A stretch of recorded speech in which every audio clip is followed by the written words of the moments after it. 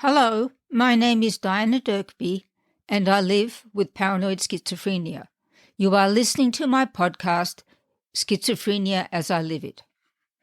Today, in this episode, I'm going to be talking about the menace of coincidence for those living with paranoid schizophrenia.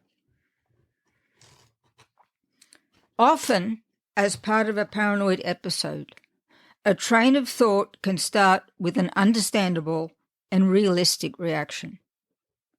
However, it may begin to go astray if similar circumstances reoccur, establishing what may feel like a pattern but may just be a coincidence. The coincidence battle is nasty when I am having a schizophrenic episode, and it may be uncomfortable even when I am managing my schizophrenia symptoms well.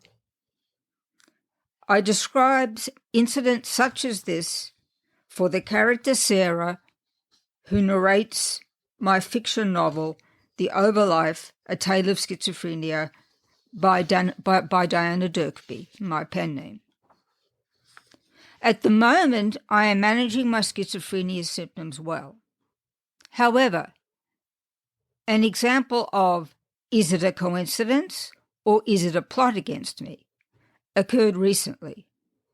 At the end of January of this year, I was the genuine victim of fraud, as the firm through which the scam operated verified. I could not recover my lost money, but it wasn't a lot anyway. I was another fraud victim in May of this year through a different firm. Again, the firm through which the scam operated agreed. This time, the firm refunded me all the money I had lost to the scam.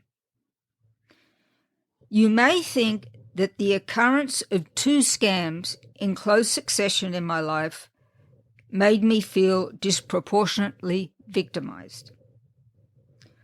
I did have a short episode of paranoia, but not for that reason.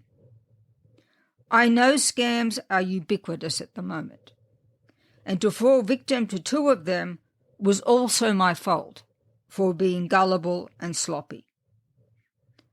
By contrast, paranoia went through me like a knife because one of the scammers who spoke to me over the phone at the end of January sounded precisely like one of the people trying to help me with the May scam. His attitude even felt the same. A few people are out to get me for sure, I felt, but not in terms of anything broader than several persons. I knew the danger of a wider paranoia creeping in and stopped. I rested and distracted myself with things I liked to do until I felt better. The remaining people I spoke with about the May scam were extremely kind. The firm returned my lost money. By then, I was over the threat of my paranoid moment ballooning. In my case, it isn't only the coincidence of bad events in my life that gives rise to paranoia. As I describe in my book, The Overlife, sometimes a psychotic break follows things that are too good, with many happy coincidences to back them up. For example, I may suddenly feel I am essential politically due to the attention I get on social media when I post an opinion.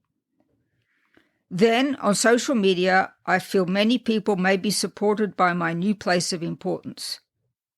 For this reason, I use social media lightly compared to many other people, which works much better for me and helps to avoid runaway thoughts going down the wrong track. Also, I now avoid violent topics like politics. Sometimes you simply cannot run away from coincidences, which may merely arise as the patterns of repetition we all face in our lives and when we interact with others. Dealing with coincidences when you live with paranoid schizophrenia is a work always in progress. My advice is to try to keep things low-key, even when they are important to you. Slow and steady wins the race, and you can pace your life so that false coincidences are left to suffocate because you don't give them air. So that's it for today.